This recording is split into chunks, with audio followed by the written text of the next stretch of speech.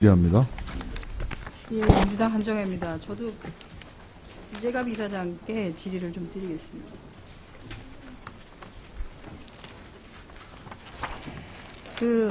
업무보고 하실 때 보면 공단의 설립 목적이 나와 있습니다. 공단의 설립 목적은 업무 상재를 신속하고 공정하게 보상하는 것을 주요 목적으로 한다. 이렇게 되어 있습니다. 노동자들을 위한 업무 상재를 신속하고 공정하게 보상하는 것을 주요 목적으로 한다고 되어 있는데요. 지금 망인 김경미님의 건을 보면 그다지 공정하지도 않았고 신속하지는 더 않았다는 생각이 듭니다. 그런데 이게 한 건이 아니라 삼성전자와 관련해서는 이미 2011년에 난 케이스가 하나 또 있죠. 5명 중에서 3명이 인정을 받고 근데 지금 그게 2심 진행 중인 걸로 알고 있습니다. 공단에서 항소를 하신 거죠. 네. 이미 한 번 패했고요. 동일하고 비슷한 사안으로 지금 2번째 소송이 들어갔습니다만 공단이 또 패했습니다. 네. 한 2번쯤 이제 그 법원에서 패하면 저는 이제 시스템적으로 이건 보완을 해야 된다고 생각을 합니다.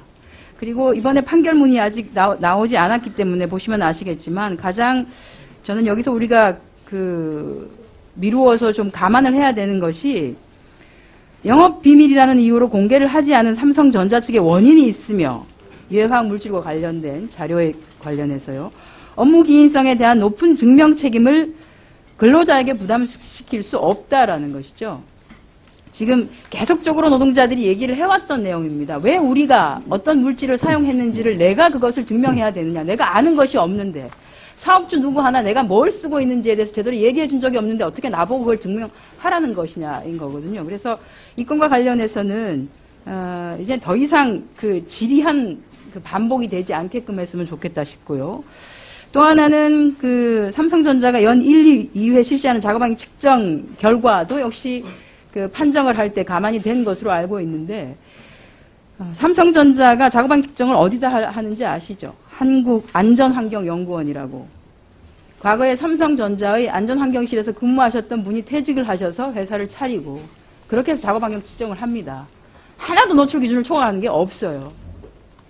그게 과연 신빙성 있는 자료였겠느냐 하는 거에 대해서도 의문을 제기해야 되고요.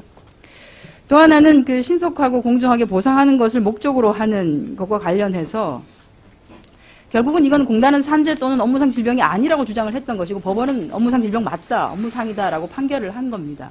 그건 인정하시는 거죠. 법원에서 저희가 패소한 것은 그렇게 판결한 것으로 알고 있습니다. 예, 최근 3년간 이 확정 사건 결과를 보면 공단이 패소하는 패소율이 점점 더 높아지고 있습니다. 즉 공단이 산재로 인정을 해야 됨에도 불구하고 거기에 인정하지 아니하여서 법원으로 가는 케이스가 많고 거기에서 실제로는 공단이 계속적으로 패소를 하고 있는 거거든요. 이 전반적인 부분을 조금 감안을 해 주십사 하는 거고요. 아까 이미 답변을 하셨기 때문에 항소하지 않는 것에 대해서 검토를 하겠다고 하셨는데요. 이미 그런 케이스가 있습니다. 검찰이 대체적으로 공단의 의견을 받아들여서 항소를 하지 않기 때문에 1심에서 산재 인정이 확정된 사례가 지금까지 한 23건 정도 최근 한 몇 년간 보면 이 건이 있습니다. 그래서 그런 것 저런 것들을 감안하셔서 공단이 항소와 관련해서는 하지 말 것을 저도 역시 강력하게 요구를 드리는 바입니다. 예, 지금 제가 항소 안 하겠다 이렇게 말씀드린 것은 분명히 아니고요. 판결서가 송부이 되고 나면 의원님들이 지적하신 내용도 충분히 고려하고 또 유족분들에 대한 상황도 고려하면서 또 저희의 법률 관계도 고려를 하면서 신중하게 검토해서 결정하도록 하겠습니다. 신속하게인데요. 예, 신속하게도 하겠습니다. 공단이 2013년 올해 서울지검에서 수사에서 나온 결과가 있죠. 부정 비리에 연루되어 있는 06년부터 지난 10년까지 있었던 그 건은 뭐였냐 하면은 무직자들을 산재 환자로 둔갑시켜서 공단에서 인정을 해서 돈을 준 케이스입니다. 예. 산재 환자가 아닌 사람들한테는 산재 환자로 둔갑시켜서 이렇게 신속하게 돈을 주고 산재 환자인 사람들은 한 5년씩 이렇게 고통을 당하게 만들고 항소에 상고까지 가게 되면 기간이 얼마나 걸릴지도 모르잖아요. 이거는 공단이 설립 목적에 위반됩니다.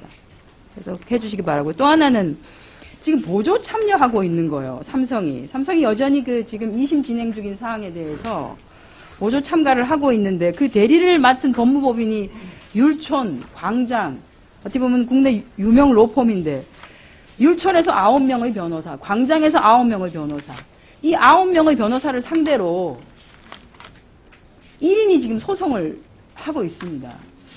그리고 실질적으로 보면은 삼성이 하는 소송에 공단이 어떻게 보면 보조를 하는 거예요. 이렇게 되면은 변호인이 이런 식으로 조력을 하게 되면 이거는 삼성이 어떻게 보면은 산재 판정을 막아내기 위해서 삼성전자가 안간힘을 쓰고 있는 상황이고 이게 세계적인 뭐 글로벌 기업이라고 하는 삼성전자의 이름에도 맞지 않은 상당히 부끄러운 현실인 거죠. 저는 공단에서도 이것과 관련해서는 삼성전자에 이렇게 하지 말아줄 것을 좀 정확하게 요구를 하는 것이 맞다고 봅니다. 예, 작년에 보조 참가에서 탈퇴해달라고 요청을 한 것으로 알고 있고요. 그 이후에는 삼성전자에서 더 이상 안 하는 것으로 알고 있습니다.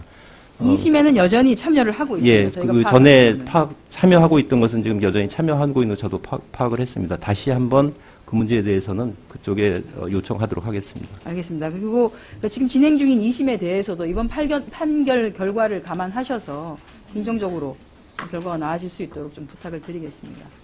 신중하게 검토하겠습니다. 잠깐 언급을 했는데요.